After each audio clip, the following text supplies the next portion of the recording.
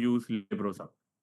Then for data visualization, I will be using Matplot library. As you could see here, Matplot library is used for doing some kind of mathematical plotting. Okay, like for example, you want to plot between X and Y, and X corresponds to the, let's say, time index, and Y correspond to the frequency index. So you want to represent the frequency versus time representation of an audio signal. Then for that, you can use Matplot library.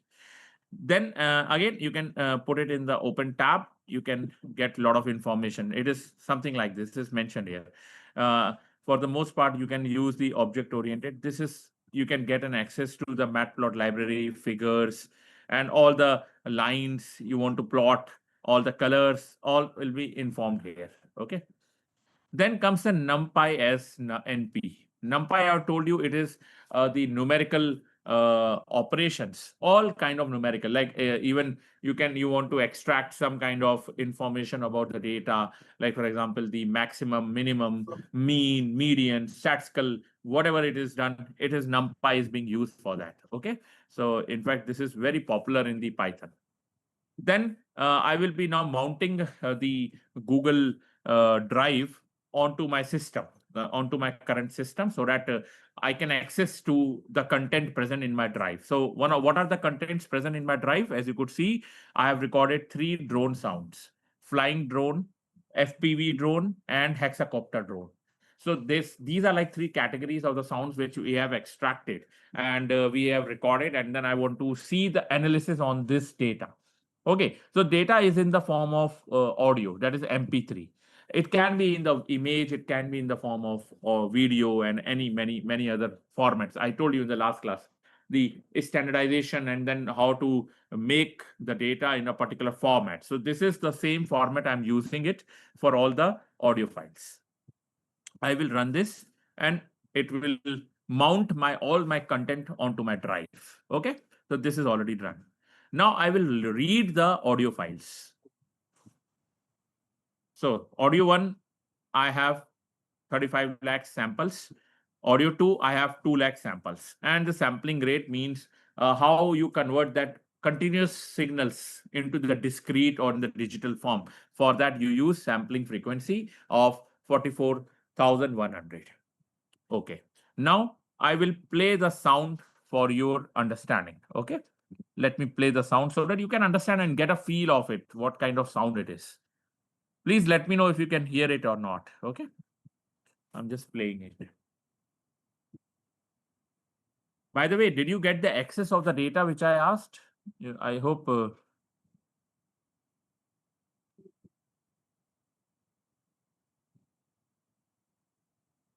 Okay. So I'm playing it.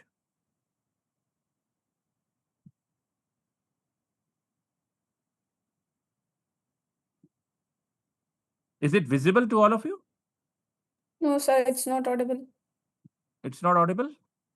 Okay. So what I should do, let me download. Is it possible?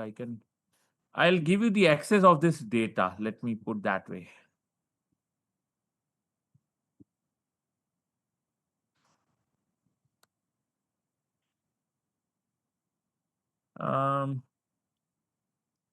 Can you see the chat now? I have given the access. Yes, There the fine. audio We have files got are. through the chat box. Yeah, you can get the access of this audio files. Just see if you can get this access or not.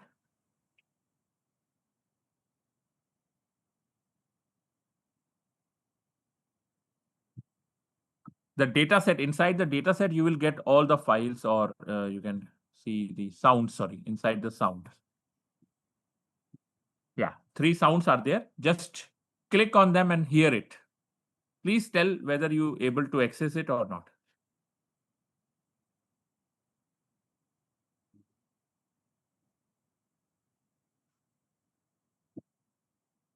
Sir, can you please repeat how you the browsing path? Okay. In the browsing, you have to give the access to the audio file where you have put it in your drive. For example, you can see content drive, my drive, drone, anti-drone workshop, sounds, flying drone. So inside that Okay, access, sir. you will see these files are there, correct? Okay, sir.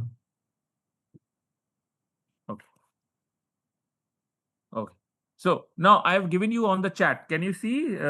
You can access the Google Drive. Yes, sir, it's audible. Yes, sir. Yes, sir. You can see the three sounds are there. Okay.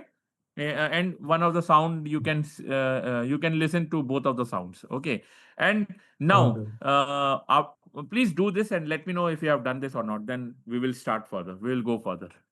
First, hear the sounds. Two sound, audio 1 and audio 2. Audio 1 corresponds to the FPV flying drone, and audio 2 corresponds to the FPV drone.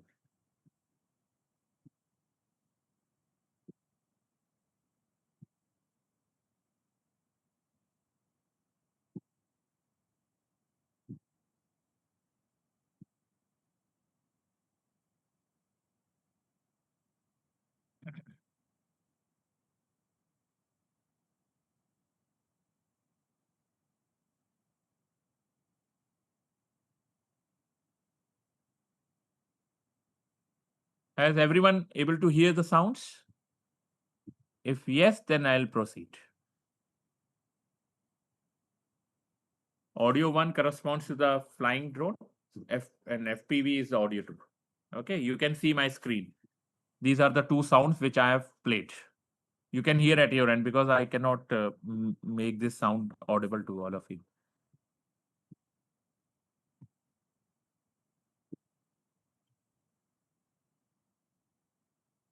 So this is real demonstration. Actually, I have worked in the drones area, and a lot of statistics analysis we have to do in terms of features, like what feature is important, what features are not important. So statistically, we will give the importance to all of them.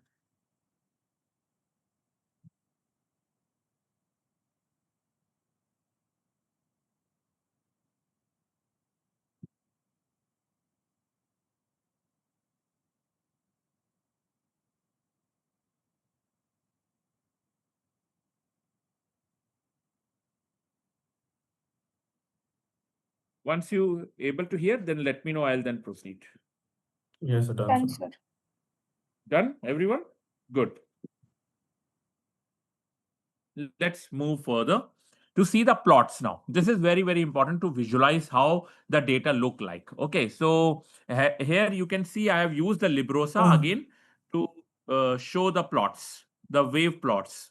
The wave, I mean the audio waves. Okay, here you can see I have used this command to show the plots, and this is time domain. As you could see, audio 1 and audio 2. The audio one, and this is time domain representation. What I mean by time domain, as you could see on the x-axis, it is a time in seconds. And on the y-axis is the amplitude. What is the energy component of those signals? Similarly, for the audio 2, on the x-axis is the time, and on the y-axis is the audio component, is the magnitude, or you can say the amplitude of the signal. Now, one important point, as you could see, I have changed the color. You can even make it any other color. You can make it blue, or you can run it again and see what the change is coming out. So there a lot of features you can play around. You can see that is coming out to be blue now from orange. Okay, so and in fact, you can play around with a lot of ways in this case. So I'm putting it again back to orange.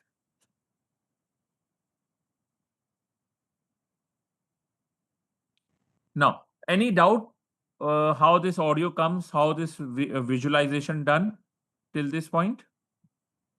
Please let me know if you have any doubt. Okay, so this is your own audio also you can put and then do the same way. In fact, the drone sound, you can put your own audio if you want to do that. This is very straightforward. What you can do, you can just record your voice from your mobile and put it on your Google Drive. And then you can just pass this command to see how your own audio look like. Okay, so this is very straightforward to do this. In fact, we can try this exercise today if you are interested. But for now, let's do another representation. See, the previous representation has no frequency information, that what kind of frequency present in this signal. Here you can only see the time versus amplitude. But let me now put into the frequency component into this, and that's why we use a component known as spectrogram. Spectrogram means now you have a time you have a frequency, and now you have a magnitude. Means now the three components you will represent. Now in the previous you have two component, amplitude versus time. Here you will see time versus frequency and versus magnitude. So three component you can demonstrate. Let me show you the plots for this case. And this is a very important feature, as you could see how audio for the drone 1, which is flying drone, and audio for the FPV drones, which is audio 2. You can see the distinction between the two features. Now, this is where visualization comes in. Now, even you are a layman person, even for us also layman person, I can easily identify, okay, now this representation is different of audio 1 than the audio 2. Can you see this or not? The how audio 1 spectrums, this is your frequency representation versus the time. And the third dimension, which is the color, which is your magnitude. As you could see, the higher colors give you more energy. As you could see, higher in the 0 dB plus. As the more bright it is, the more energy component it is, as you could see here.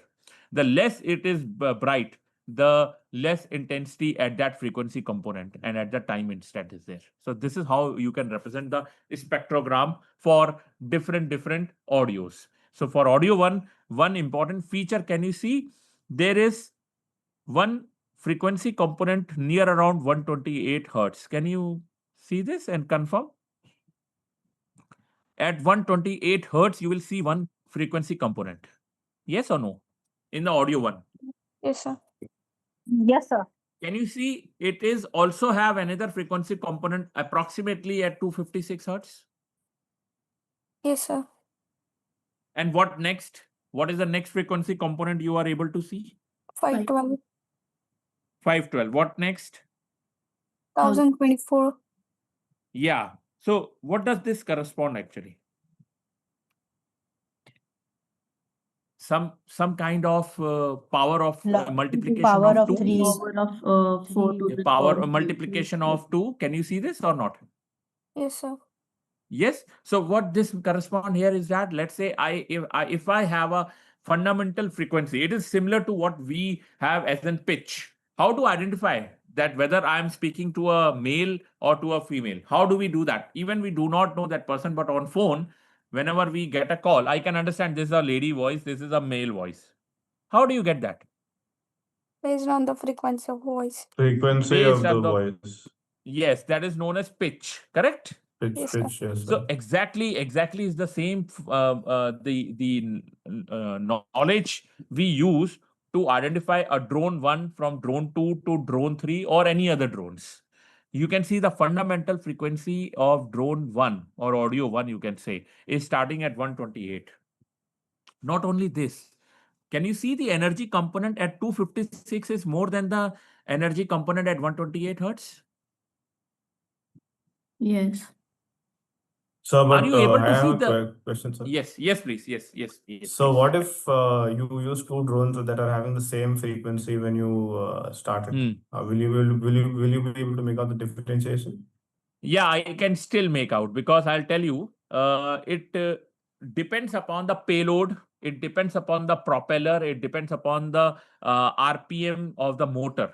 The frequency is dependent Okay. upon these features. If, for example, you are flying a drone with a motor with a different configuration than my drone, then obviously your have a different pitch, or you can say fundamental frequency. Like this fundamental means this 128 is the fundamental, the starting Fundamental, point, yes, the sir. first one. But mine will be at 64, or anyone else Okay, could be sir. at 32. So then it is a distinction Mhm. feature. Okay, I understand. Okay, my fundamental starting point is different. But not only this, actually, if you Okay. look at one more important feature here, there is a combination of strong, weak and strong alternatively. Can you see this in drone 1? You see the nitty-gritties of this, how you visualize the data. Nobody will talk about that in more details than in the practical fashion we are doing it. Like you can see, is a practical thing. You see, there is a fundamental frequency 128 has a weak harmonic than the 256. Yes, more energy at 256 than 128. Are you agree with this point? Yes, sir. Now, can you see the same pattern is observing next? Yes, sir. So what do you get from here is, as an audio 1, that there is a combination of weak harmonics followed by strong harmonics. And this is continuously done till the higher frequencies. But this is not possible or seen in the drone 2. Can you see this? Which is completely different structure, though there will be harmonics. But again, this weak, strong, weak, strong, weak, strong is not available in the audio 2 feature. This is how you can distinction between the drones, or the sound produced by the drone 1, that is flying drone, and drone 2, that is FPV drone, is can be easily identified. I can easily identify this is my flying drone, this is my FPV drone, by looking at the features they are producing. It is something like this. You can identify a person is a male or female just by their voices. And the same way I'm doing it in the context of drones. This is a beautiful way of representation of the feature. This is first feature. I would say second rather, because the first one is a time domain. In the time domain, you hardly get any information. You can see there is no frequency representation. So you can't tell which frequency it is running at. What is the fundamental frequency? Where are the harmonics? Can you see this from the time representation? No. But you can see in the spectrogram, which is a time frequency representation. Okay. I hope you able to see the distinction between the two features now. Correct? Any doubts so far? Okay, let's move to the third one, the MEL spectrogram. Again, I will explain what does it is. First, see the representation, how it look like. Yeah. Can you see it is much more clearer than the previous one? See this one? Yes. Yes, sir. So what did you get a distinction between the MEL spectrogram for audio 1 and from the spectrogram audio 1? What is the distinction features, or what is the, you can say, differentiating factor between the two features for the same audio, for the same drone? What is your observation? I just want to know from you people.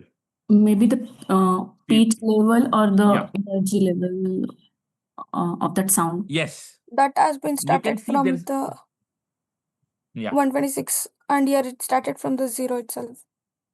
Yeah, one very clear distinction you can see in terms of hertz. Now, I'll tell you why this has happening.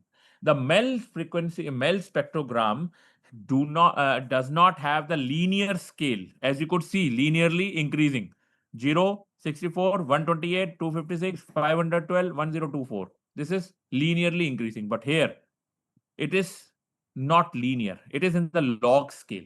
This frequency, the y-axis is in the log scale, and it is in the linear scale.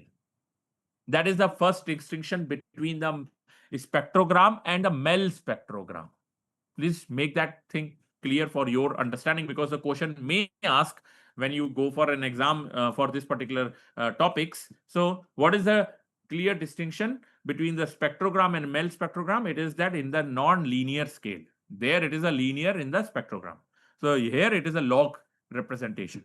So that is why when you put the log, things has actually become much more clearer than in the previous case. As you could see, it's weak, strong, weak, strong, weak, strong, and that has clearly distinction even in the higher frequency, which was not clear in this case. And the gap also, you can see the gap is linearly mentioned here. Here the gap is non-linear. That's why you can see the gap, the bigger gaps are there. When you see the bigger gaps or non-consistent gap or not equal gaps, so that makes much more clarity in terms of representing the higher harmonics, which you can see here in the representation for the same audio, same drone. And same way you can see for the MEL spectrogram for audio 2. So these are the small and nitty-gritties, or I would say very detailed specifications or features that will help us to understand what is the data corresponds to, how we visualize the data. Okay? Any doubts so far? Any clarification you want, or any doubts? If no, then let's move to the fourth set of features, MFCCs. Just don't go in details. Just think about the representation, how it look like. Let me put that MFCC's picture also. Now here, it is something like that. You want to eat a pasta, okay? And your mother's preparation of pasta is different from your friend's mother's preparation of pasta. That's what here it is representing. Your audio is same. That is, pasta is same, but the ingredients, the preparation, the making, everything is different. The same way here, the audio remains the same, but then how do we represent that audio? How do we get the best feature or best way of presentation? It is different features I'm using. First one is a spectrogram, second one is MEL, third one is MFCC.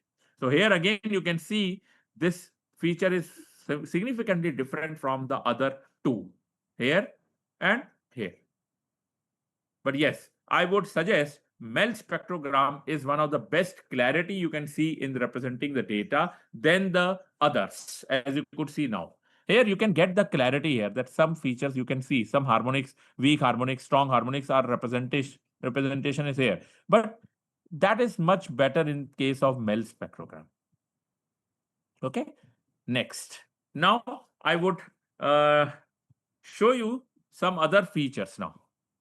The fifth set of feature is ZCR, which stands for zero crossing rate.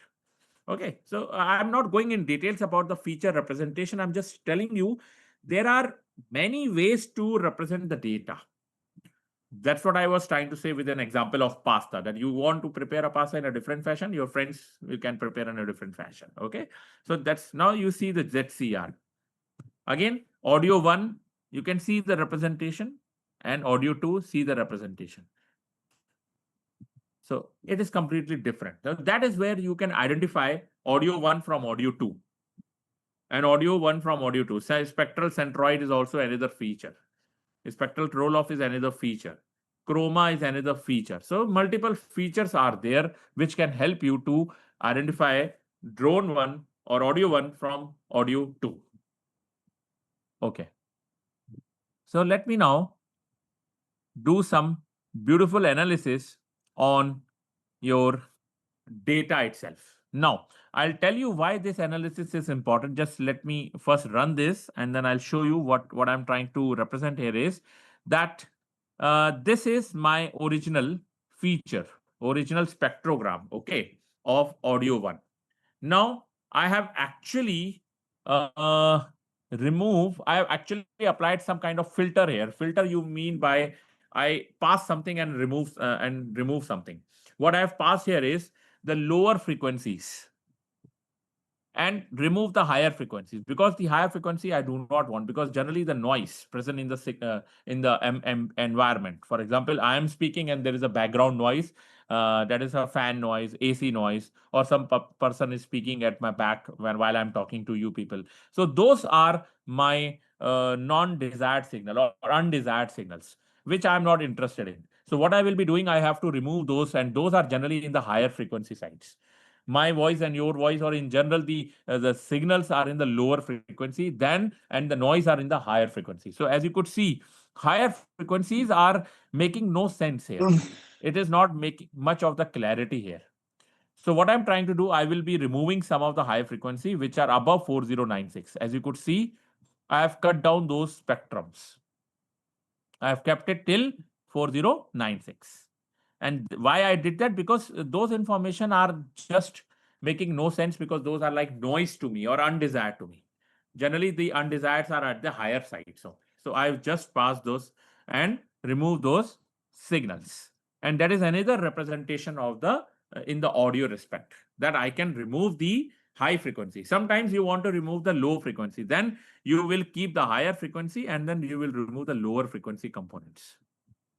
And that is what it's said to be the high pass signal. High pass means you passes the high frequencies and cancel out the lower one. But here it is a low pass, where I have to remove the higher frequencies, because those are noise to me.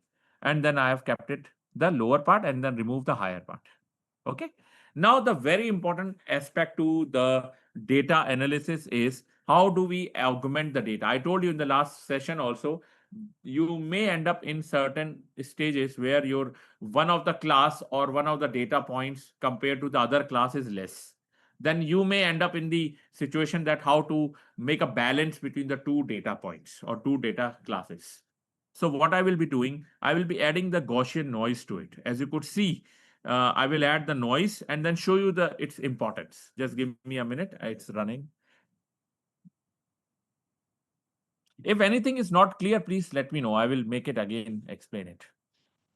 I'm adding the noise to the original signal. That is the drone and adding the noise to it. What does this physical signifies? That, for example, the drone is close to you. Can you hear the sound of the drone in that case? What is your answer? Yes or no? When the drone is very close to you.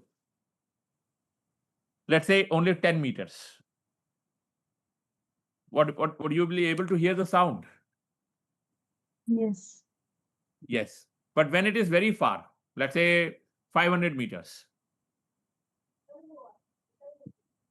Have you seen that in the marriages, wedding ceremonies? The Yes, sir. drones are being used to capture the video recordings and other things, correct? But Yes, sir. when it comes very close, you can hear the sound of the drone. Yes? Yes, sir. Yes. It is something like a zzz, something like this sound comes in, correct?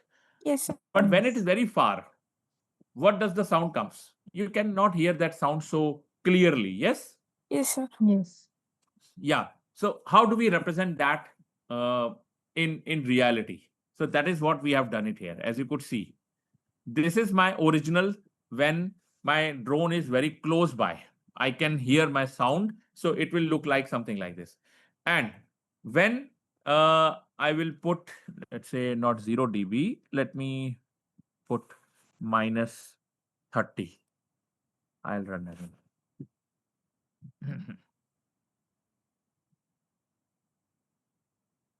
Just give me a minute. I'll tell you what does this signifies actually.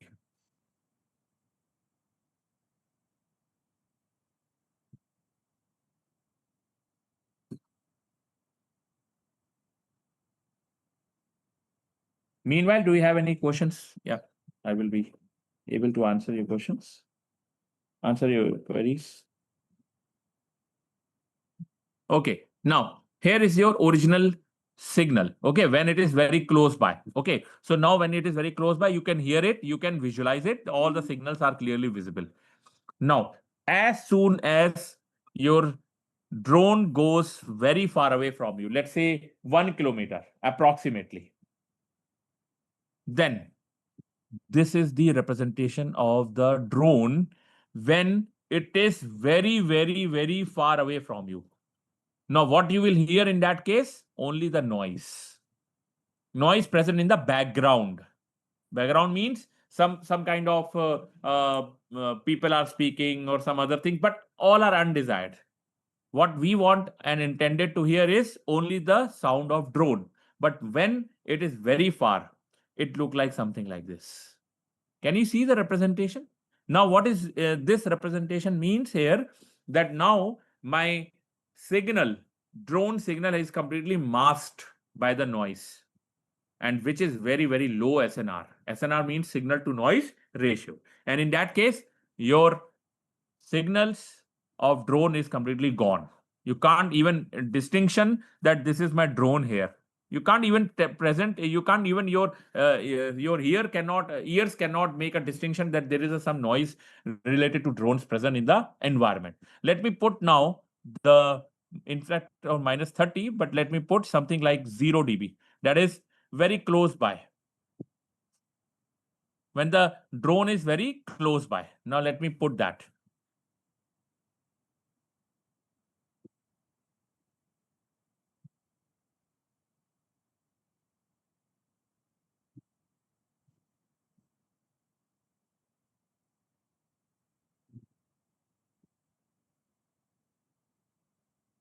Are you able to physically signify the concept? Yes, sir. Yeah.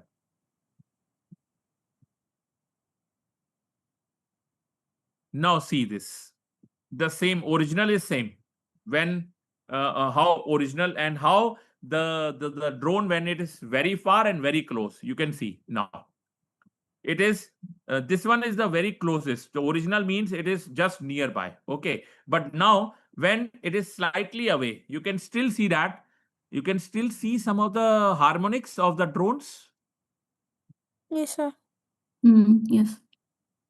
But when it was very, it means that it is still not very far away from your contact, or from which is accessible from your ears. Means your sound can still make a clearly identify that there is a presence of noises. Some drone sound is there, as you could see that some harmonics, the lower, weak, strong, weak, strong, some harmonics still you can see that.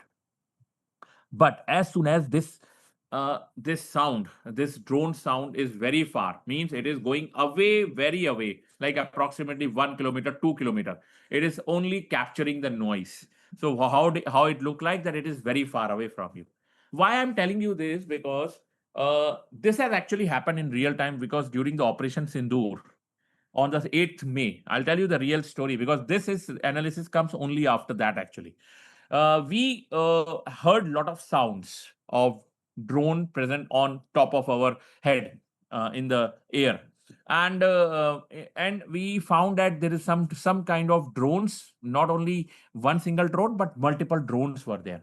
But then how far that drone sound, or how far those drones are from us, so that to identify whether there is significant danger or significant destruction can happen. So we should be prepared enough that when the drone is very close by or when the drone is very far away. Because when drones were very close, we can hear the sound very devastating, means it is very strong. The energy of those sounds is very higher. So I then did a small experiment that I just flew the drone and I just capture its distance. How? I'll first close by, and then I will see the its spectrum, how it look like. When I put it very far away, then I see the spectrum, and then I match it with my the actual and then simulated one. Then I got to know, okay, my drone detection system is working perfectly fine, so that I can even make myself prepared whenever the drones comes. I can easily make the distinction that this is the drone sound, then the other sounds present in the ambient noise. And this is real story I'm telling you, which we have done based on the real problem we faced in Jammu and Kashmir. Any doubts so far? So this analysis, which I wanted to present, though it is a little bit, you may not have some of the knowledge of what is MFCC, what is MELT spectrogram, but what you understand is how we visualize the data in real context. Because this is a real problem, the drone sounds I want to identify. And then how far it is, I can easily picked up from the SNRs.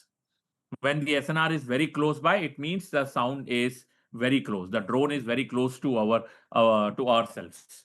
And when the SNR level is very negative, as you could see in the previous case, I put in minus 30 dB, which is very low SNR. It means drone is very far away from us. So that makes a clarity between the presence of drone and how far the drone from us. So this analysis is based on that only. Sorry, I just took this exercise because I want to give you a real feel of how the our army and our the security forces work in the area of the drones. So this is exactly what we have. I also gave some suggestions and some of the products to them to do the analysis on the drones. So we are working in that area actually. Yeah. So any doubts? Otherwise, we can move to the next topic. Next thing for today's session. Yeah. Hello. I hope Yes, sir. any questions, any doubts, No, sir. others? Was that interesting or was that not interesting at all? It was interesting, but this not familiar to us now. So Yeah, I we, told you, you need not yeah, to know the exact everything of that, but what you need to understand is the real feel, that how the drone sound look like. Yes, sir, we got it. How the features, how do we visualize? This is one way of representing of the tone sounds, and similarly you can use it in many other contexts for your Yeah, we can work. apply this in while Exactly. monitoring the machine sounds based on Machines. that. Yes, exactly. I have done that actually. I have published one idea also, which talks about the predictive maintenance of the machines. And how do we know that? For example, when the sound of the fan, let's say take a fan example, fan is working perfectly fine. You know that the sound is very normal. When it started creating like sound like the tuck, tuck, tuck, tuck, tuck, and you suddenly you know that okay, there is something had happened and some issue related with the fan, and then you can easily do that with your audio processing, with your sound processing way of doing it. You do not need to check.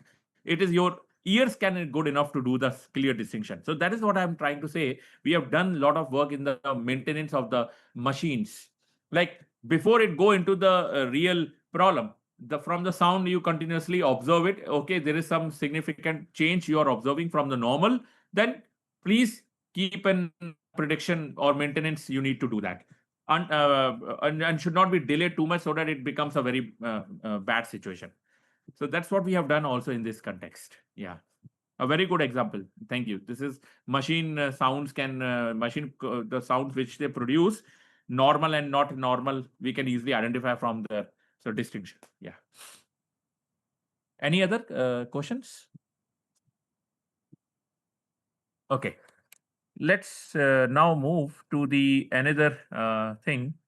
If there is no more question, then let me put another thing is the descriptive statistics, which I was trying to say that let me take some examples of descriptive statistics, some use cases we will be talking about, and how now this will be much more familiar because uh, I actually wanted you to have a feel of that drone because that will give you a real feel of how the Python can be used. But now we'll go in more simpler explanation of the data analysis in the terms of descriptive statistics.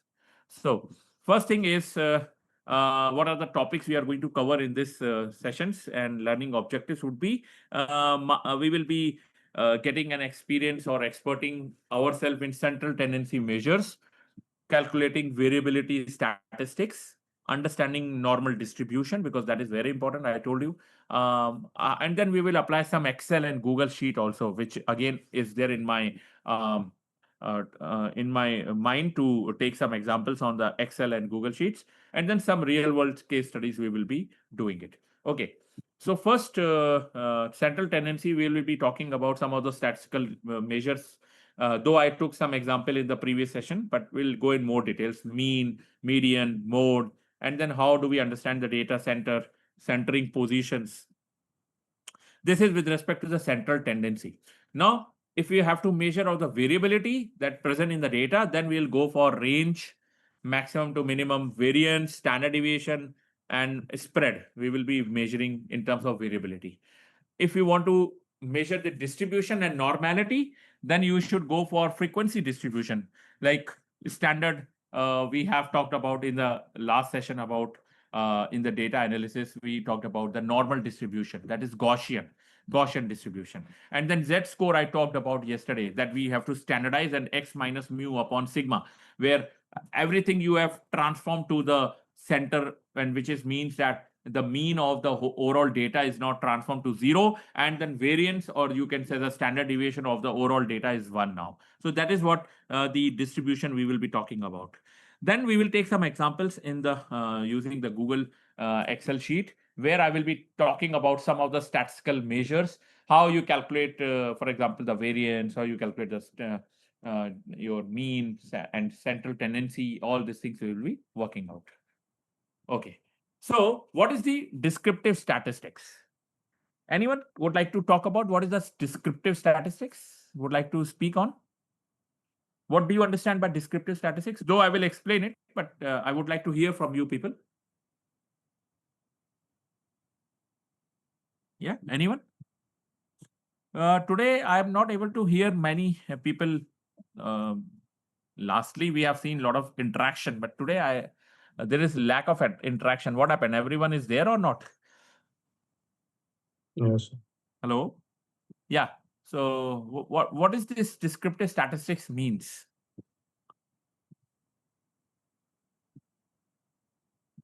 It's a method of summarizing or organizing some data. Yes. Yes. Very good. Yeah. Anyone else? Describing the features of a specific data set Yeah. for So a maybe with large visuals, data set. descriptions, Yeah. You can maybe visualize. with Yes. visualize. You visualize. And what you will visualize in the data? What are the key characteristics you will visualize in the data? Mm. You will see some patterns, correct? So for Yes, example, sir. we will be looking at the last session, someone was asked, I think one lady asked this point, that if I have a new product and I would like to see the product, the sales in future from the past few years, and then how do we analyze the sales of the, or predict the sales of for the next year? So you can easily do that with the help of descriptive Previous data statistics, where you, patterns. yeah, you will try to get the predictions, and when you do the prediction, you will obviously have you will get a clear cut what are the patterns you are observing, the trend you are observing. So that is one thing which we have discussed in the last session also. So yes, you are right. Descriptive statistics talks about a lot of analysis in terms of patterns, understanding trends, and also it is a foundation course, I would say, for the data science. I told you the data science and data analytics. So data analytics is the subset of the data science. So this statistics is going to be the basics for their data science. Yeah. Any questions?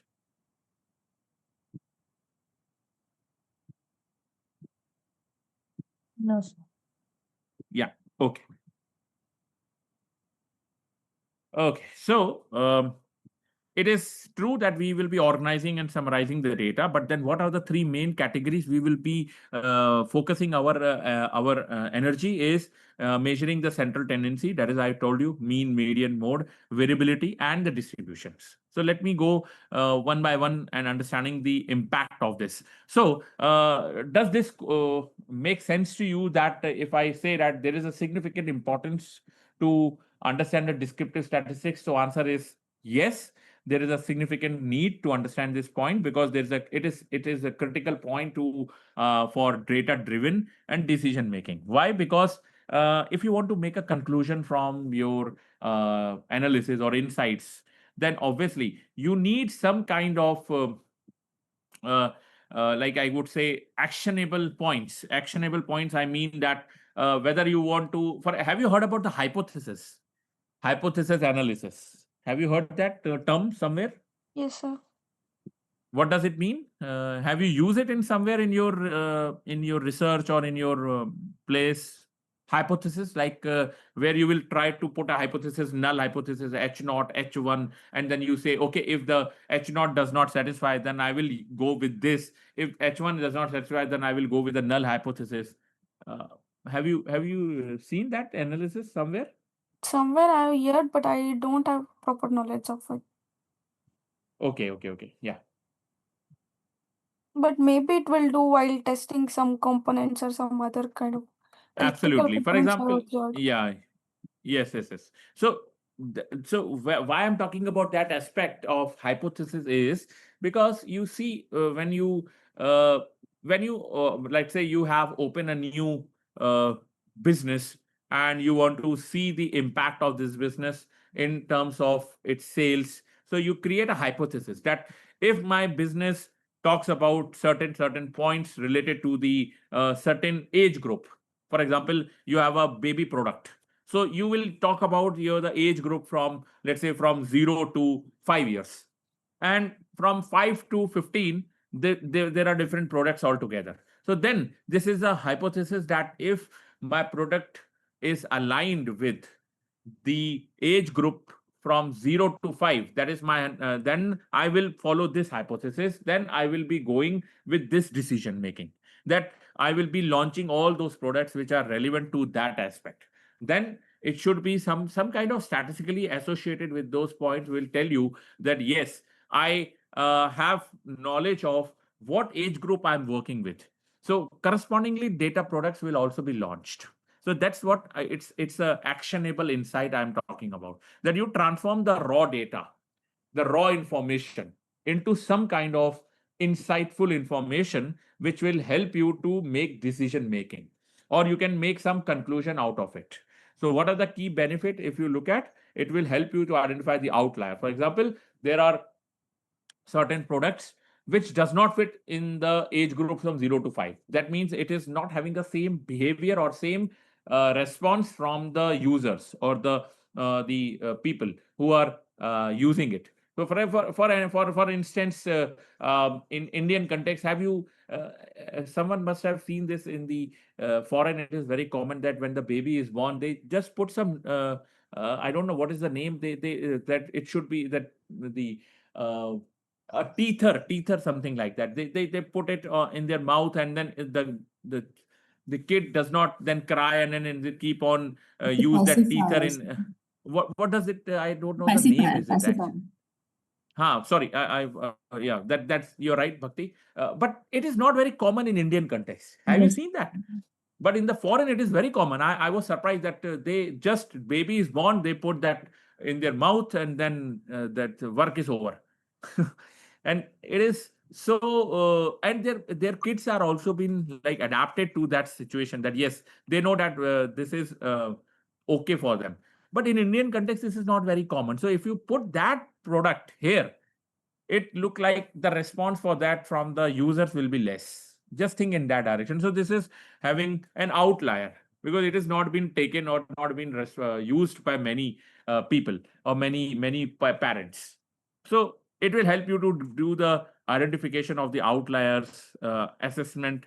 You will assess the assumptions that this will work or not work. All this assumption will also be will give you an idea that yes, this assumption is correct, this assumption is not correct. And then you'll also do some analytics on the data, and then also you do the quality control. So these are the benefits of the descriptive statistics. And where are the you will see the application of this descriptive statistics. First, business intelligence. Can you give me one example of business intelligence? Anyone? Where do you see the descriptive statistics is being used in the business intelligence? Any example?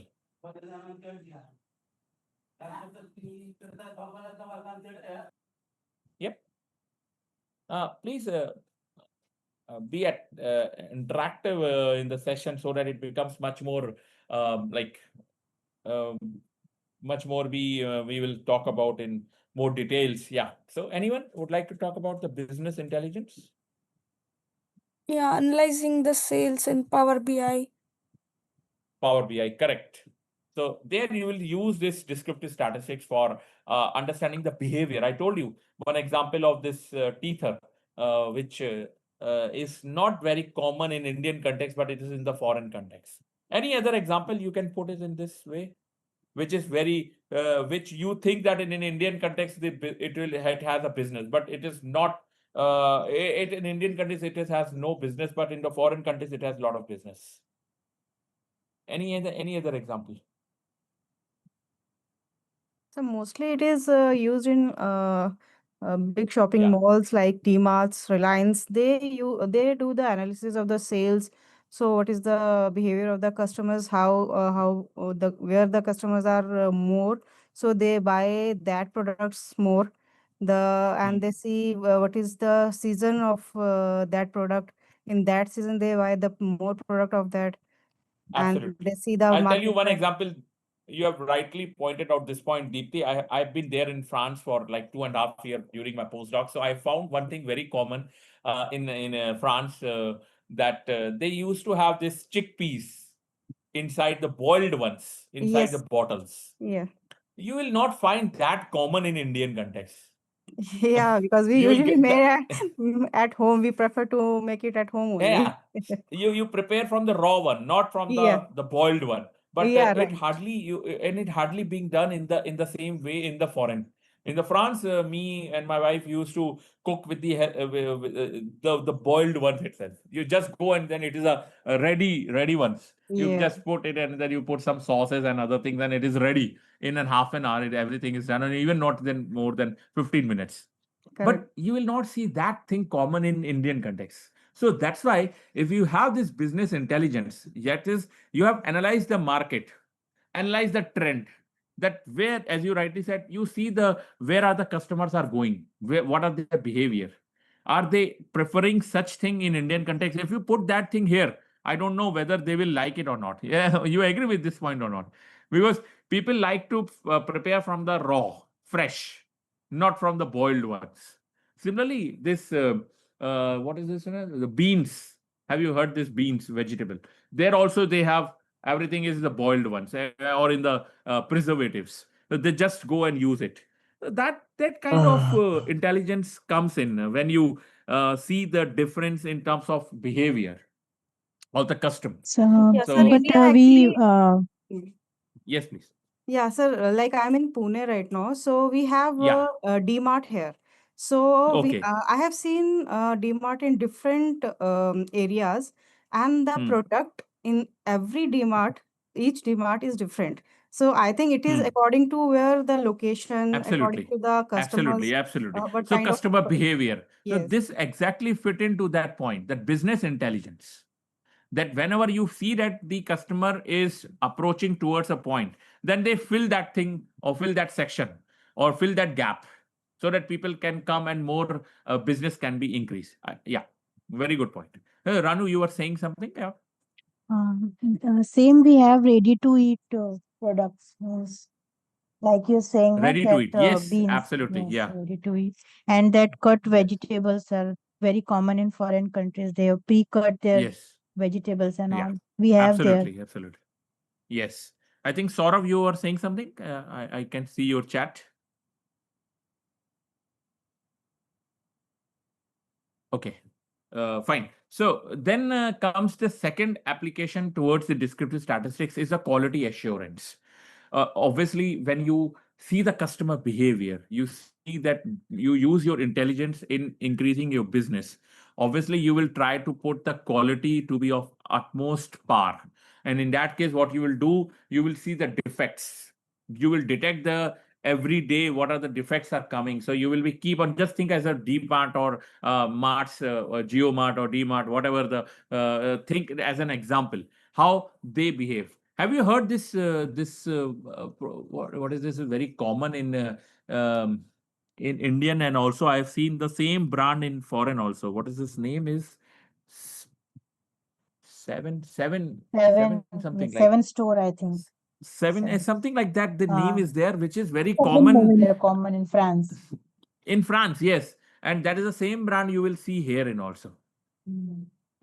Means you will see the similar kind of structure in India also. In France, it is there seven or something like that. So I was trying to say that they try to capture the trend that it is being very much popular in Western culture or Western countries, and they try to bring it up in the Indian context. But sometimes what happens that it may or may not work out because in the foreign context these are like very popular because it has been gone into their roots or in their veins, like working like that and eating like that. Like for example, if you look at, they prefer networking lunch, not like the lunch we used to have in Indian context. So it is something like they take a burger and then finish, everything is done. So the kind of the pattern they follow is different than in the Indian context. So that's why what I was trying to say, when you try to build up the descriptive statistics to ensure that you have a better business intelligence, then what you will make sure that your quality should be at par. And then for that, what you will do, you will keep on monitor the variations. That yes, every day you will keep on have a eye on it, or you will keep a tab on it, that yes, there is significant change now people are looking for. So you will keep a detect defection or the detection also, you will do that. Now in the context of academic research, it is also very much popular in the descriptive statistics. For example, I'll tell you very briefly with an example of the academic research. uh, have you seen in the Pune, I think Deepthi, you can correct me if I'm wrong, the CGPA is out of 4. CGPA, the academic grade. And here, the CGPA pattern in other places in India is very different. For example, here you will grade out of like out of 10, like how much you got the grade, like 9, 10, likewise you get that. Okay, so there it is out of 4. Like for example, if someone get 3, but if you map it to the other grades being provided in other Indian universities, it is different. Have you seen that academic difference in sir. terms of Yes. grading? Yeah, it is different. In fact, my kids, they are in Viguer school here. So the pattern Ah. is totally different. Yes. So then again, the descriptive statistics will help to analyze the academic research. What kind of they do that? In that case, they will summarize the study. They will see the pattern. What kind of, for example, the language is another barrier which we say in Indian, because it's a diversity is there. So you will see a lot of languages are there. Somewhere you will see the focus is more on the Marathi, somewhere you will see the focus in on Hindi, somewhere you will see the focus in on Bengali, somewhere you see as a local content you will see there, which is possible only when you have a diversity. And that is where you can summarize the descriptive statistics. And this is possible in Indian context, which a wide variety, because in the foreign you will see more or less the one language. It is not many languages they have. For example, French, it is throughout any district you go, any part of the France you go, the French is common there. It's not like that is a local something speak there. No, it's a common. French is there everywhere, and German also similarly. You go in Berlin, you go in Frankfurt, you go anywhere, Munich or anywhere, the same linguistic you will see there. So that is another the where you will not see much of the variations. But with the respect to the Indian context, if you look at the academic variations, you will see in terms of languages, in terms of study patterns.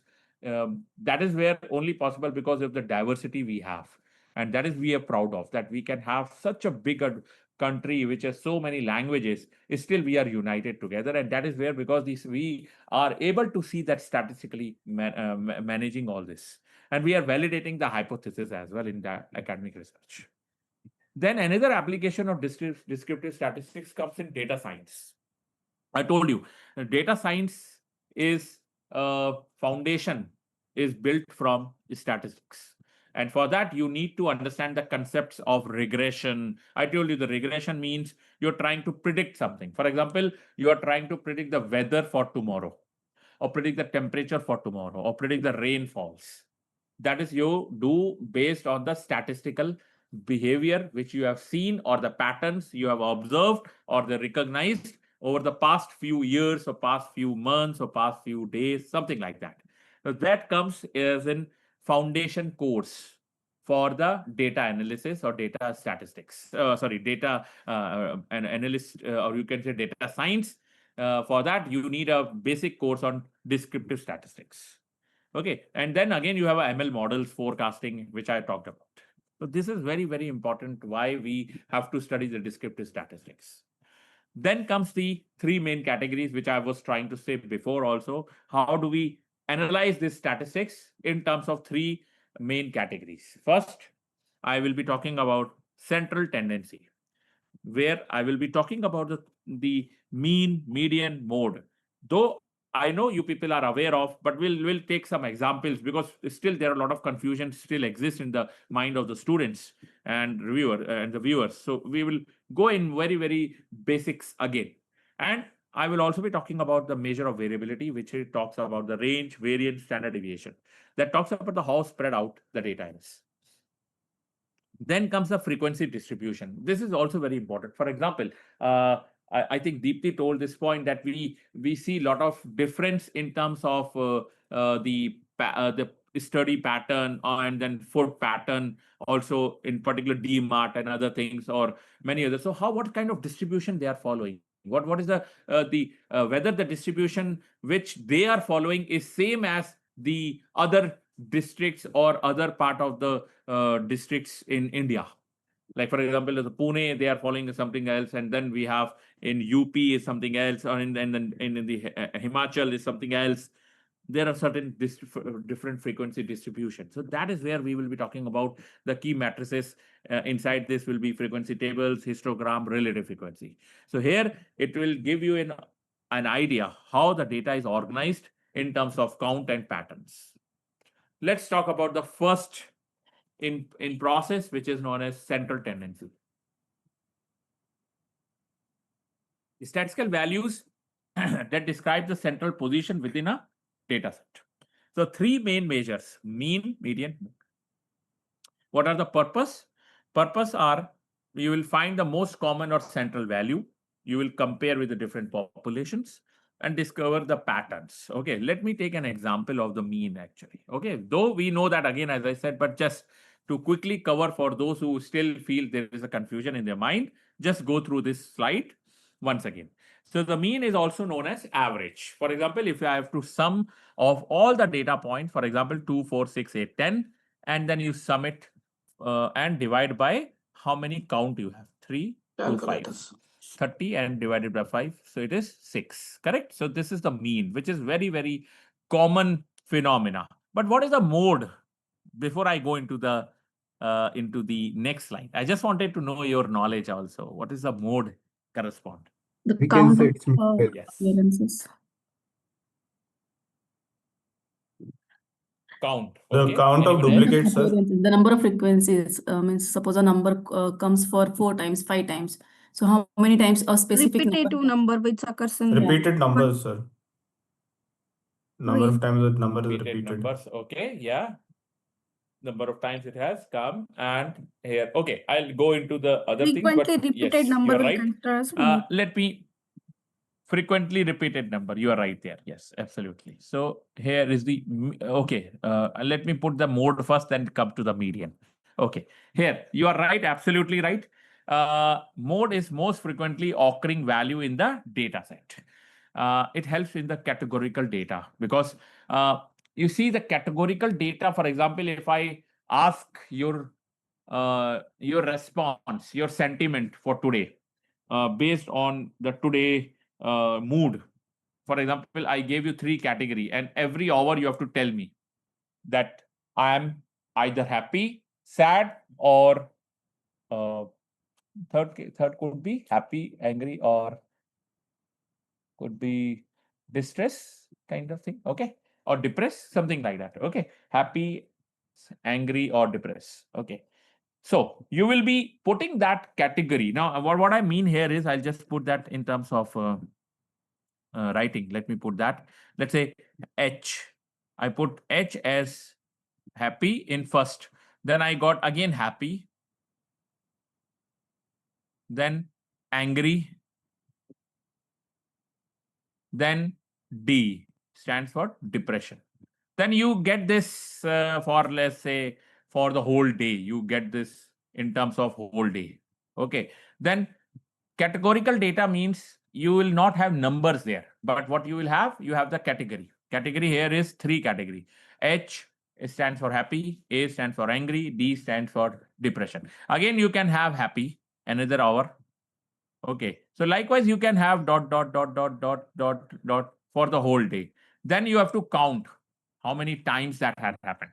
So the most frequently occurrence, or I would say, what is your, on an average, what was your behavior was today?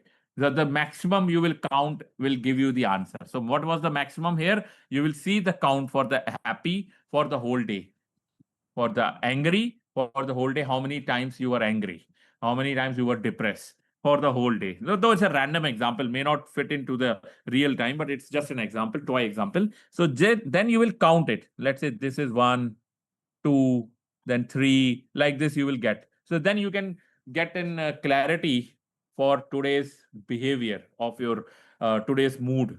So then you can do that count. So that you have absolutely right here, that most frequently occurrence of a value is corresponding to the mode. For example, here, see this. What is this? It's a number 2325273. Okay, how many times 2 has occurred? 2 times, 3 times, 3 times. How many times 3 have occurred? 2 2 times, times. And 5 1 time. 1 So time. what is your mode here? It's a 2. Correct? Yes. For the categorical, I told you one example is this also. Red. How many times red have occurred? 2. Blue, can you see? 3 times. 3. Green. 1 time. So what is your mode? Blue. Blue. Correct? Yes, absolutely correct. Okay, so this is the meaning of your mode. Okay, let me go back because I actually put mode first, but it is a median also. Now, what is the median? That is another important point. What do you mean by median? Let me see who Middle all know value of the this. range. Middle value of the whole data set. Correct. Absolutely. Now, if but it depends upon that middle value is what is it? It's a odd or even. You know that actually. Correct. Yes. If it's even, Odd. we need to calculate in between of that. It's odd Yes. number, we can Absolutely. easily select the middle number. You can see here 2, 3, 5, 7, 11. So what is the middle value? 5. 5. So 5 is your median. Correct. Yes, sir. That is for the odd. N plus 1 by divide by 2. Just keep that thing in mind. N is your total number. And if it is odd, then it will be N plus 1 divided by 2. But when it comes to the even, what you will do now? Please tell me. You will have 2 middle numbers. Not one. Adding the 2 middle values of Exactly. You take the and average. divided by 2. Yeah, you take the average of that, correct? Yes, So sir. you have 3 and 5. Then you will have 4. So that is your median for the even number, as you could see here. Okay, where do you use this? Okay, by the way, I forget to tell you. Just give me a minute. Means are generally used for finding out the center point. But what are this median used for? Can you see this? I have mentioned here. You should know this because question can come in this fashion that median is used for what purpose. So you can show that it can be used to identify the skewness present in the data or whether there is outliers present in the data. So for that, it is being used for. Okay. Any doubts so far? Okay. Then here is an example for the median calculation. Here is the employee salary, and I would like to know the median of this. So what you will do first? What is generally the process says? Did you see one thing here? The data were already sorted order. Did you see this? 2, 3, 5, 7, 11. But it's not necessarily always you will be provided. But for calculating the median, first step would be Sorting. sorting. And which order? Ascending order. Ascending order. Absolutely correct. Now, you see that sorting is done. Then what you will do? You will see the count. Whether the count is odd or even. Even. You can, yeah. So here it is the count is Odd. odd. Now, what would be your answer in that case? 49,000 N plus middle 1 by value. 2. 10%. Yeah, 49,000. Okay, very good. What would be, so the answer of median is this, correct. Now, can you go to the right one? Ages. 22, 25, 28, 30, 32, 35. Yeah, that is already in sorted, correct? Yes, sir. But the number is 6. The count is 6. So what would be your median in this case? You see the third one and the fourth one. Fourth one. 28 plus Yes. 30 divided by 2. Yes, absolutely correct. And the answer is 29. Okay. 29. Very good. Now mode I've already talked about. Here, mode example, I have not done that. So let me put that. You have got the test score for certain students. Okay. So there are, let's say, 6 students, 3, 2, 5, 2, 7. So there are 7 students which have appeared in the exam. And then I got the scores of there. So I got to find here is that 85 score was achieved by 3 students. And 88 is 1, 91, 92, 1, 78, 1. So what would be the mode of this test score? 1. 3. Mode, what would be mode? Three Mode is how people's achieved 85, so 85, 85, 3 times repeated, so more would 85 be is the 3. right answer. You have to count how many times the highest one, you will take that. Not the 3 is the right, not 3 is the right answer. 3 is the 85. number of count. Okay. So you will then count the one which is highest. So here is the highest count is 3. So the corresponding answer would be 85. 85. Okay. Now can you see the product size also? Like I have few students, let's say 3, 4, 9 and 10 students are there, or 10 people are there, and their size of their their clothes is been mentioned here. Mediums, small, large, XL. Now medium, how many people preferred? 3 people's. Small 2, correct? 2. Large 2 and XL 1. So 1. what would be your mode in this case? M. M, correct. Same way, multi-model case also, you can see that. 2, how many times have occurred? 2 2 times. times. 5, 2 times. 2 times. 3, 1 times. Now, did you see here, mode is the one which is the highest, but here we are having some like tie between 2 and 5. So what would be your answer? Both will be our answer. So both Because is the right answer. So this is a bi-model. Bi-model means more than one. more than. Yes. Have you seen such example anywhere where you can I see have not seen, bi-model? but in Python class I have heard bimodal and trimodal. More Yes, than 3. correct. Anyone else would like to talk about any example which they have seen in their somewhere in their application or in somewhere in their work? Bi-model in terms of mode I'm talking about, where more than one category has same number of frequency of occurrence. Sir, I think rather than Yeah. saying trimodal, they say bimodal, and they say multimode. Multimodal is also it's a It's bigger word. It's saying something more than like 3. It's saying more than 3, 4, 5, something like that. no. Multimodal means more than one. Okay. So No, this is what distinction we is were something like that. told in the Unimodal okay. and multimodal. The Okay, distinction sir. is like that. Uni means one. One. Multi means more than one. Then it is either Okay. bi-modal, tri-modal, or I don't know what else we know the model, but it Okay. comes in the multi-modal, correct? Yeah. Okay. Okay. Very good. So let's proceed then. I hope you have got a clarity now about the basics understanding. So please, this slide is very important for all of us because this will help you to understand where we use mean, where we use median, where we use mode. Please read, all of you. Mean is used for best for symmetrical data. What do you mean by symmetrical data?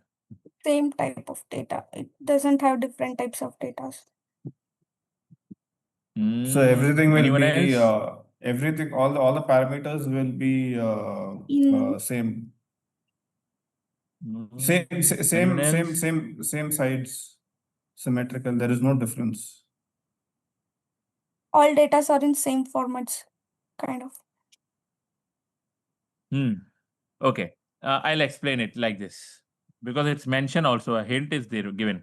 If something like data distribution comes false like this, if I want to see the distribution of the preference for fast food, and then I got this distribution like this for many people. Then this one is said to be symmetric. Like there are very less in the beginning, and then there is a peak at the middle, and then there is a sudden similar decrement in the later stage. So if the data falls like this, okay, Oh. then you see there is symmetricity. Did you Same see the pattern symmetricity? repeats in the opposite Yeah, side. same pattern repeats. You start with less, then increase, and then go to And the with- decrement. Oh. Yes. It is something like, I'll tell you. Have you seen that grading scheme in Indian context? Grading scheme I meant here is, what is your grading scheme? I meant, let's say, A category, B category, C category, and D category. Correct. So Yes. A, let's say there are only 2 students which got A. I put 2 here. Then B, let's say I put 5. Okay, C, D, E. Okay, then C, I got 10. Then D, again, I got 5 students who got D grade. Then only 2 I got E. Can you see that? Yes, sir. What does this mean? The same pattern which is achieved by A and B, that will be repeated in D and E. Yes. You can see the pattern in terms of the number of grades the student have got. Like say 2 people got A, and that is true because I cannot give the highest grade to all the students. It is generally happen only few of the students get A grade, correct? Then B are the one which is immediately after A. So there are again slightly more than A, but not many. Then C is the middle one, middle grade, where we are asked to put large number of participants or the candidates or the students in this category. And then you suddenly decrease. Again, you cannot have more in the fail side. You will have to reduce it to, like say, 5 again. The numbers I put same because you can see the symmetricity in the data representation. So this is my, like this. Can you see this or not? Hello? Yes, sir. Can you see this distribution now? Yes, sir. Yes, sir. Yeah.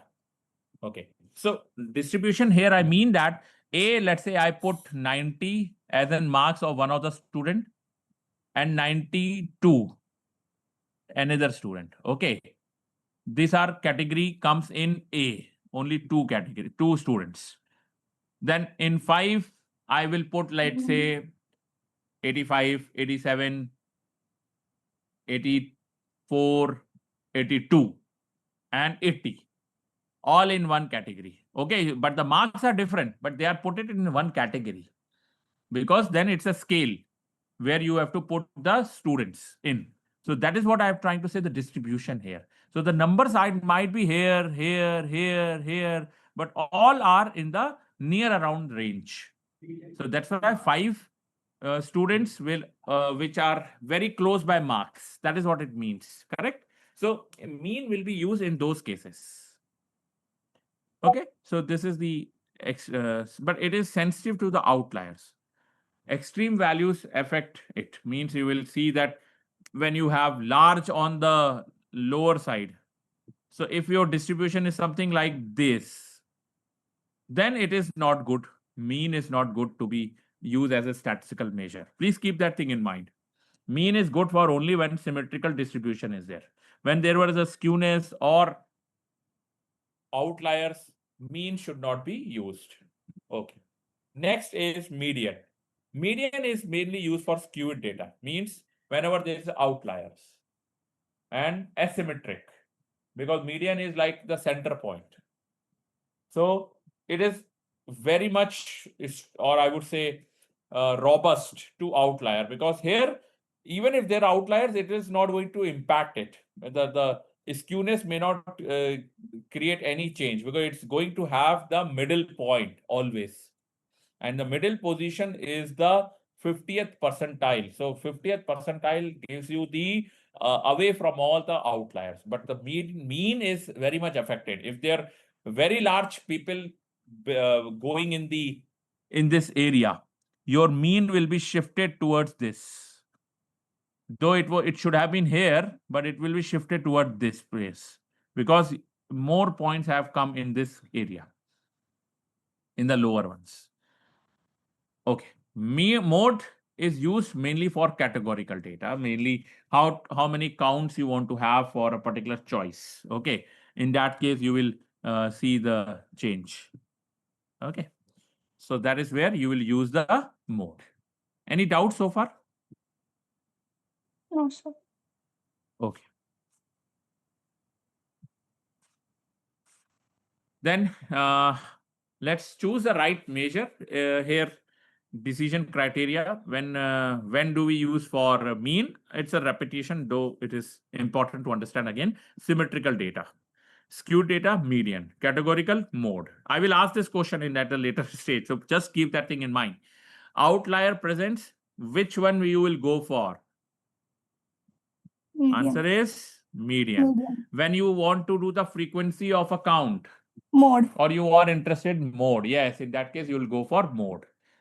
Okay, let's say take an example of income distribution. What you will go for Mode. in Indian context?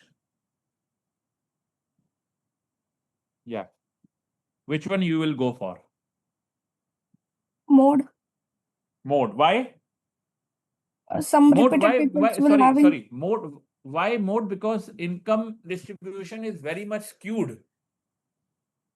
Because you will see in Indian context the data change very. There is a proverb also. Richer become richer, poor become poorer. Have you heard this proverb?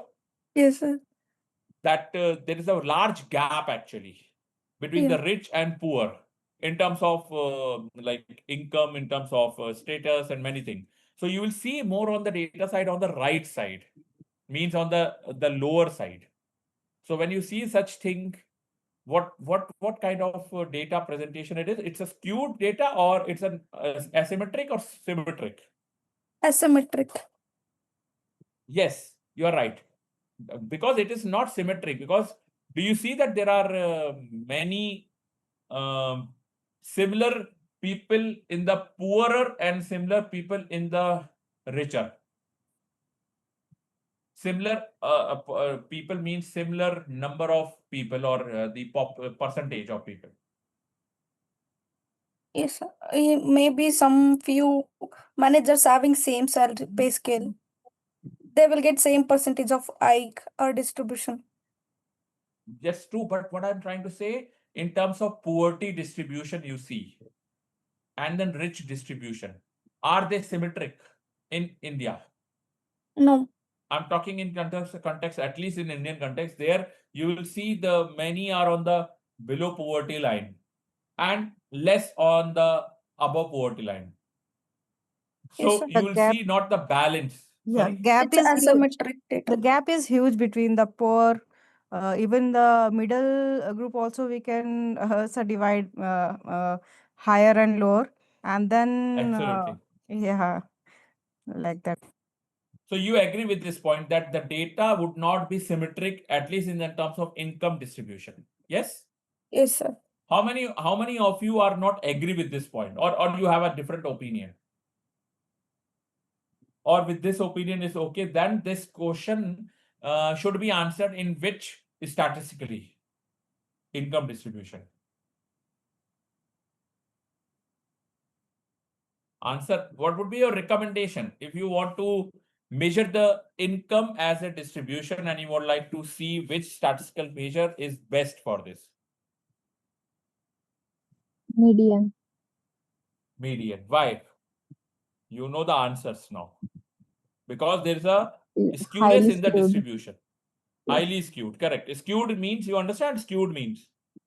It's not symmetric. Something like that I draw in the previous line also. This is symmetric from the center point. Though my drawing is bad, but it is generally symmetric.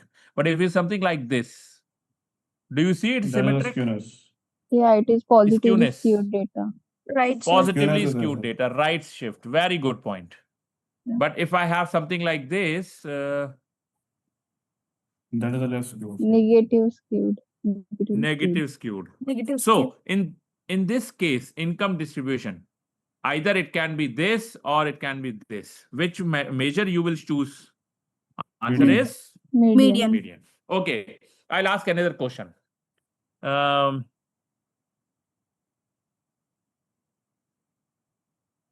The interest for cricket, or the interest or lovers for cricket, distribution of cricket lovers. Now, this is a question in front of you. Which one you should choose? Which statistical measure you should choose? Mode. Median. Mode, Right sir. shifted. Mode.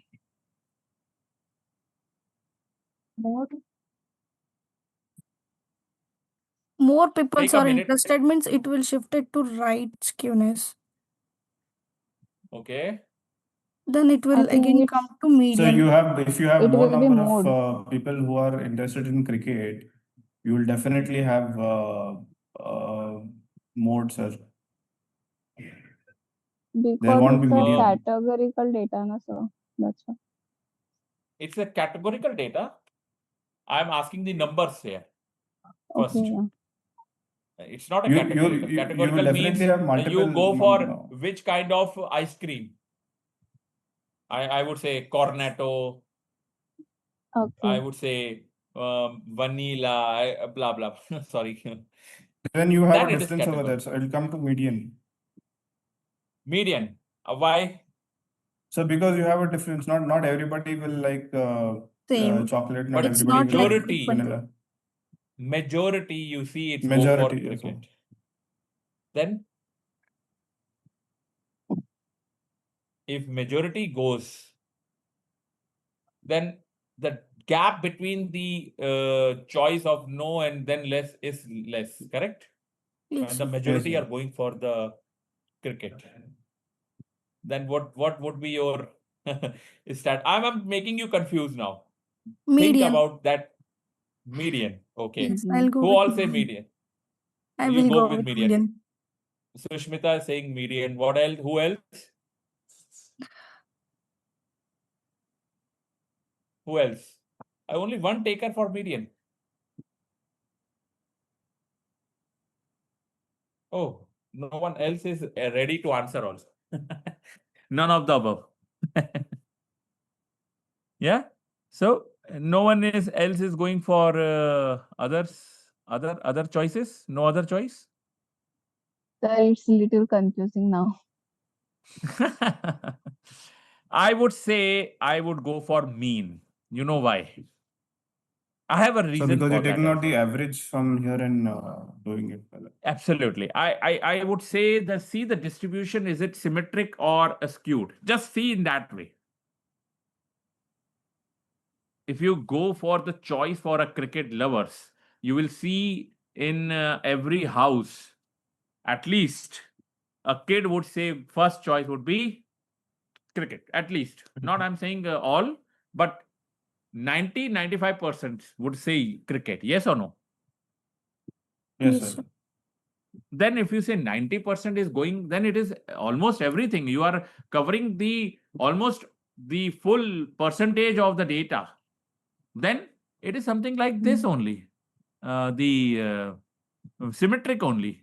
All of them are going for symmetricity. You see that? Symmetric. Then I should go for mean. Mean. That is my observation. Maybe I may be wrong. If someone can justify well. Yes, sir. Anyone else? I can justify for median. Yeah, please tell me. Yeah. In my home, nobody is like to watch a cricket and Okay. all. So I can go to median. Okay. Maybe yes, outlier, one of the outliers. Okay, yes, you are right. So see, you can try another way of explanation. As she said, it's right point that many of them don't like it. Then, but will that gap is enough? You see No, the sir. gap. See, in some Why another is house, they may be all out of family members will be a fan of cricket. They will watch everyone 100%. I see, whenever you talk about the distribution, just see the gap in that case. Just a simple gap. The choice for lovers of cricket, choice for lover of no cricket.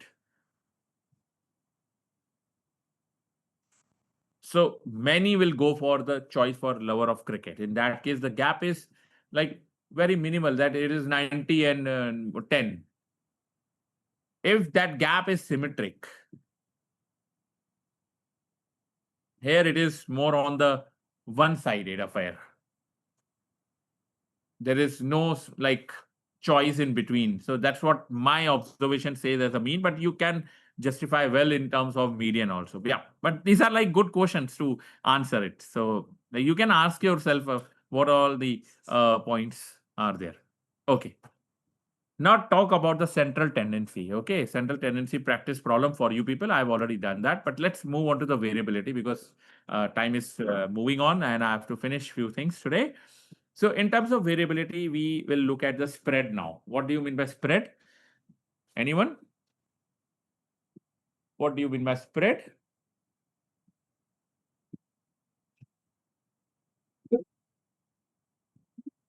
Yes. What do you understand by Like spread? scatter Scatter. values. Very good. Very good. Very good. Very good, Ranu. Thank you. Distribution of data. Sorry, distribution of data. Very good. Yes. What else?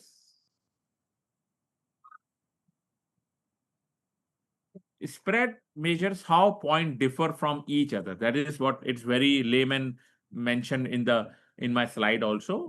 As you could see, it will see the scatter behavior, like how the data has been varying with respect to each other. It's something like that. I want to see the uh, the the range of the minimum and maximum in our given data. So that is one way of checking the spread. I would like to see the starting point and the ending point.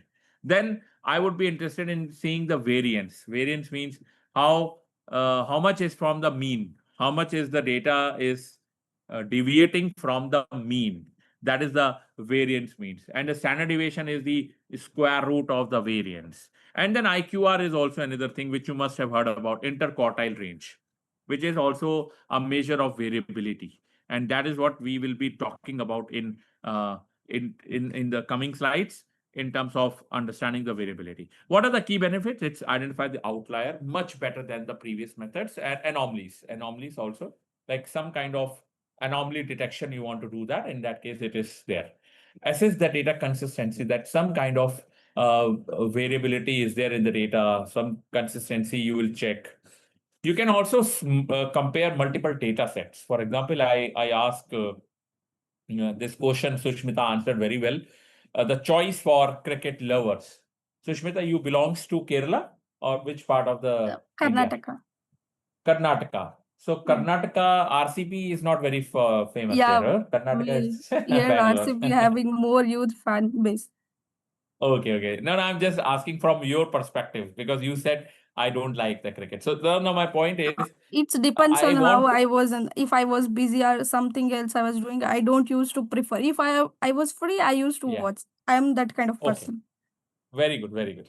So why I ask this question, because maybe I would say district wise choice of cricket lovers, and then I would see the comparison between the different data distribution and every district. You understand my point? Let's say Sushmita says she's from Karnataka. Let someone comes from UP, someone comes from MP, someone comes from Chennai, someone comes from other part of the India. So then I would like to see the distribution among the different districts, among the different part of the India. So in that case, you will see that you will have um, multiple variations, and if that variation I have to check, then one and only one answer would be is checking the variance, or I would say standard deviation or variance are both the same thing. Okay, so that is how you can compare the different data sets, different distributions also. Okay, Any doubts so far? Okay. Now, if I have to understand the business risk, then obviously one measure comes in variability. Why?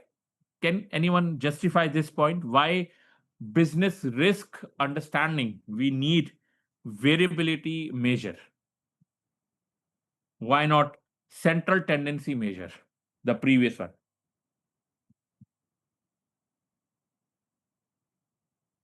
Yeah. Why I need this one?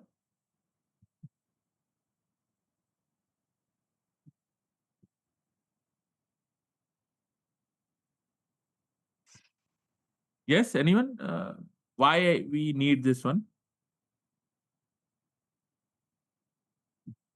Because The variability. business has its ups Yeah. and downs, sir.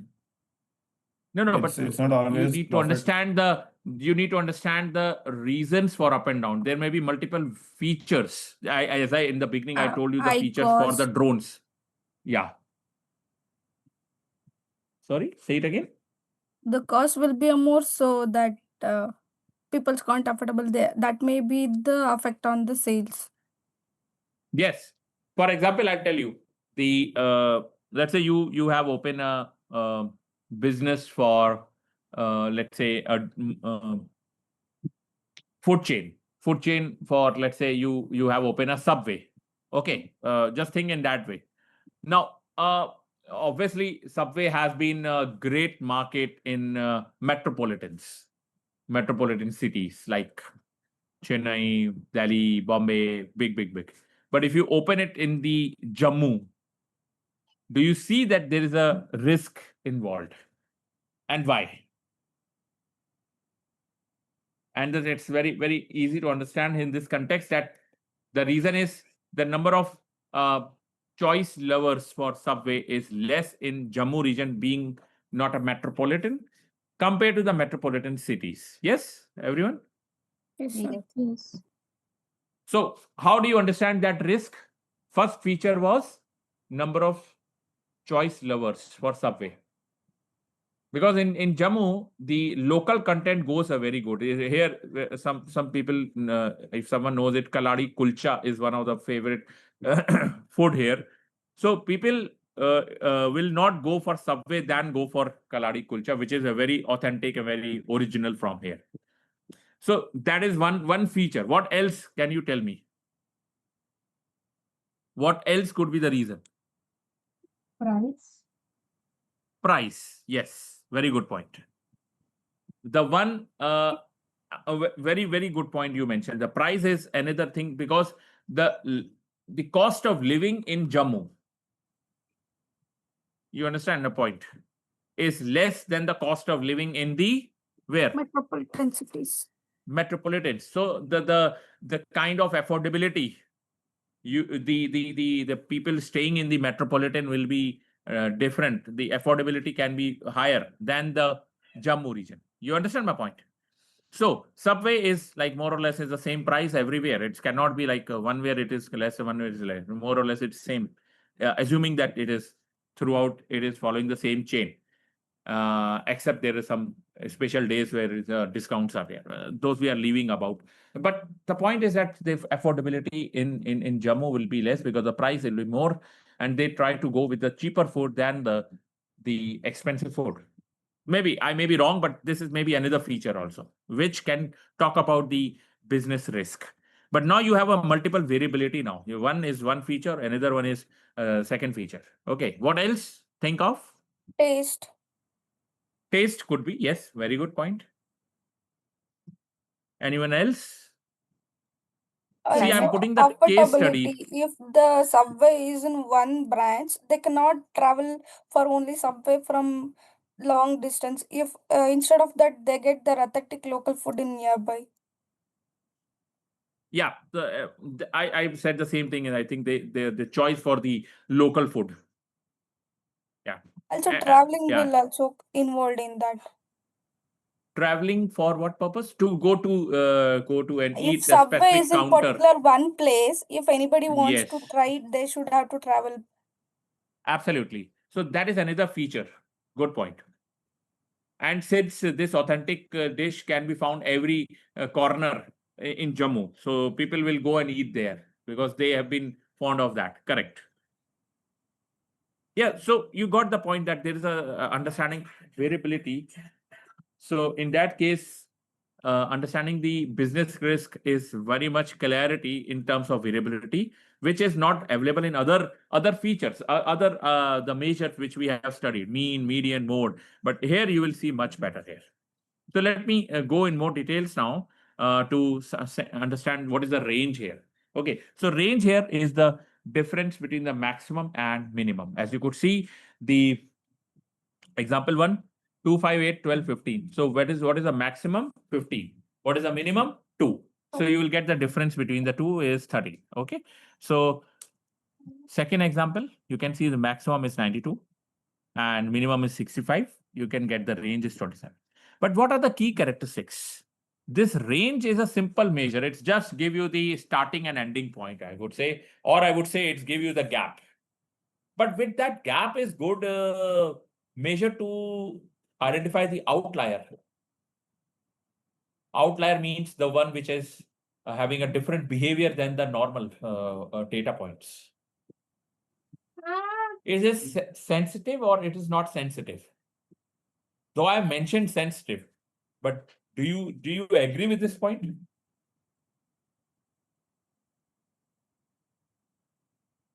Do you agree this point? Just recall the yesterday example I took, where I normalized the whole data point from 0 to 1. Did you remember that yesterday example? Yes, I took sir. one example, I put 1, 10 to the power of 5, then 20. Remember that? I remember the same example also. Yes. What was that actually, the gap? The gap should between 0 to 1 and only to You balance see the. exactly.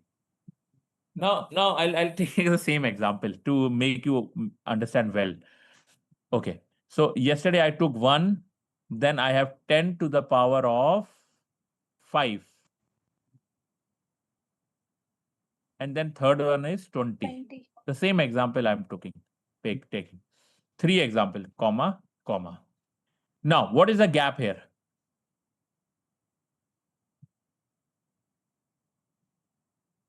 Yeah, tell me. What is the gap? Tell me the range.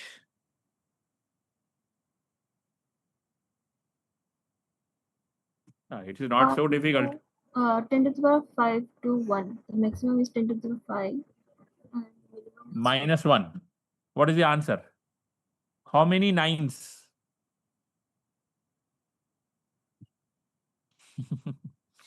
Your maths should be good, I believe. 10 to the power of 5 minus 1. What would be your gap?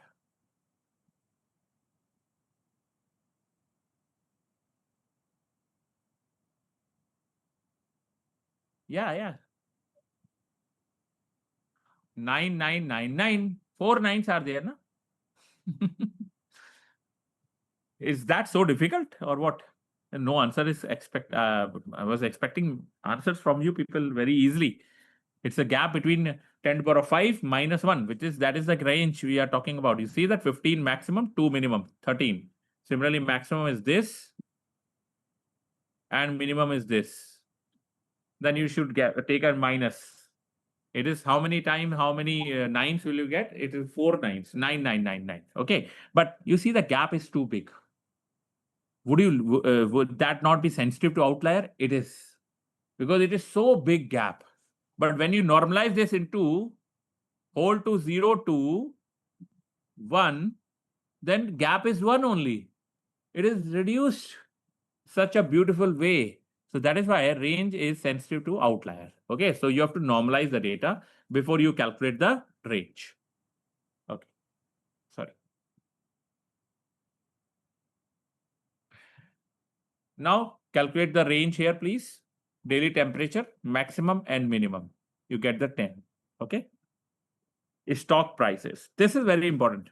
These days, a lot of people invest a lot of their money in stock prices, and they put a lot of time and invest your energy in that also to see which one is stock is going up and down.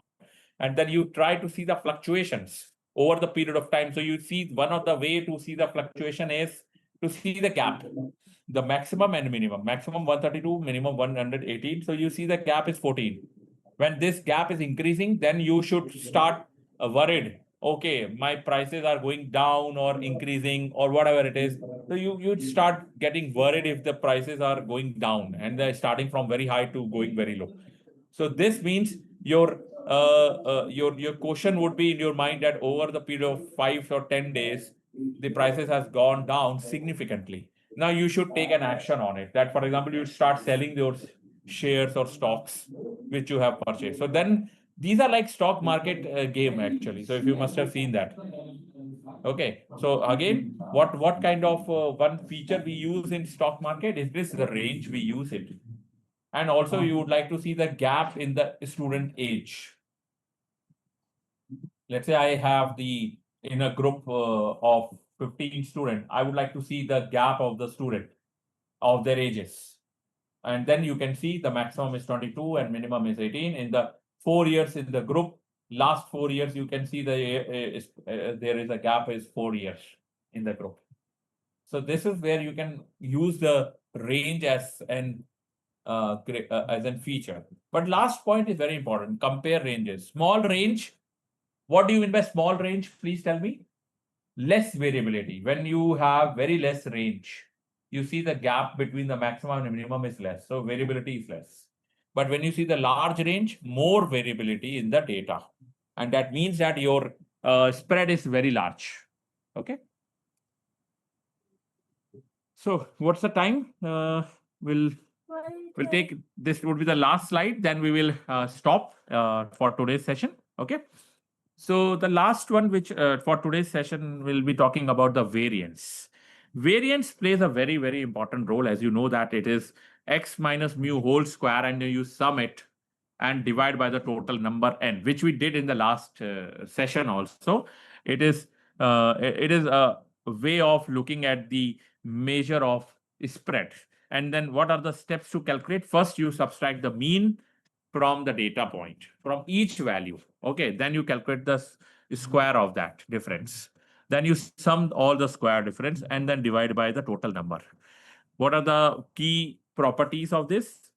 It gives you the variation away from the mean, how much you are deviating from the mean, or maybe square deviation, I would say, in more general. Okay, so measure distance from the center value. So center value is something like the center point, how much you are deviating from the center point. So it will always be positive, another key property, because it is always, you have taken the square, so it is always a key point is that is always positive. Now, next, it is also sensitive to outliers, because it is when you have the variation and the skewness, obviously your variation would be too large and your effect of spread will be large in that case, because your spread will be too much when it is too many outliers are there. When the outlier comes into the picture, the variance is bound to increase, because you try to map it everything from the center point. And when the center point is fixed, obviously mean is fixed in that case, but the points which are very far away will have a very large variance in that case. So that is where it is sensitivity it is having towards the outliers. Okay. So one example I've put it here, which is 2, 4, 6, 8, 10. So can you tell what is the variance? Can you please take a minute and do so, please?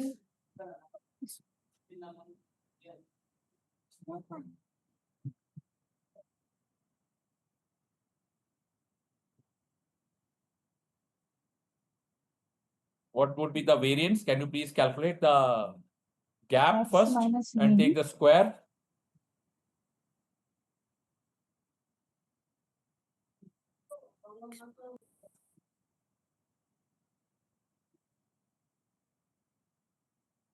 Minus 6 is equal to minus 4. 4 minus 6 is equal to minus 2.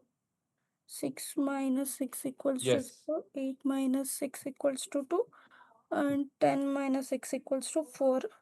4 4s are 16, Perfect. 2 2s are 4, and 0, 2 2s are 4, Very 4 good. 4s are 16, 1 2 3 So 4 16, 5. 16, 32, and then 8. 40 divided by 5. 5. Answer is 8. 8. 8 is your variance, correct? Yeah, Yes, good. sir. Yeah, that's how we calculate it. So we'll stop here and we'll continue in the next session on next Saturday. Okay. Any doubts so far? Any questions? Good. Good. I will share this this one.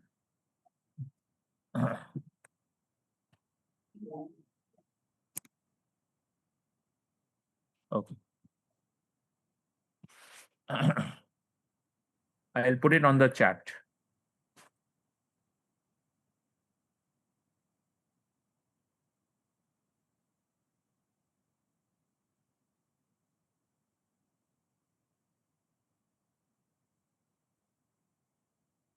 Can you see the chat, please? Sure. It's got hanged. Your screen is got hanged. Yeah, the screen is hanging. Oh, okay. Stop share. Now you will get the chat.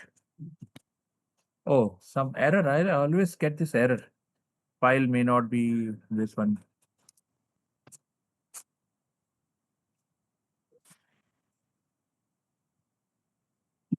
Okay, so I'll do one thing. I'll put it to the organizer so that they can share it with you. Sir, I'm still not finding the material. When I go to the course material, Yes, so yes, yes. where exactly it is? Means I didn't. DP materials are already uploaded in the portal. So just you have to click on the course and assignments. Yeah, I click on. Can I share my screen so that it will be easy for you? Yeah, No, yeah. you just Yeah, go yeah. to self-placed course. There will be a IIT materials. You just click Can over I there. share my Different screen, sir? PDFs. Yes, yes, you can. You can please. Sir, please accept that. Allow. Yes. Okay. So can you see? Not yet. Okay, I will do again. Yeah, it's coming now. Okay, fine. So here I have these options No, you Click go to on my my courses courses. and My courses. assignment. here. Okay.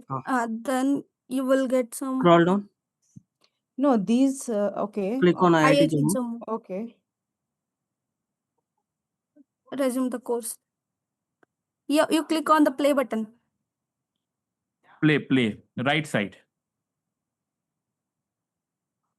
Yeah, here you resume the Oh, course. okay, here. Okay, Yeah. fine. Now I get it. These all are the materials. Yeah, the materials. These Okay, thank you PDFs so are. much. Yeah. Okay. Okay. Thank you so much. Okay. Yeah. Thank you so much. We'll meet next week. Bye-bye. Yeah. Bye bye. Bye-bye.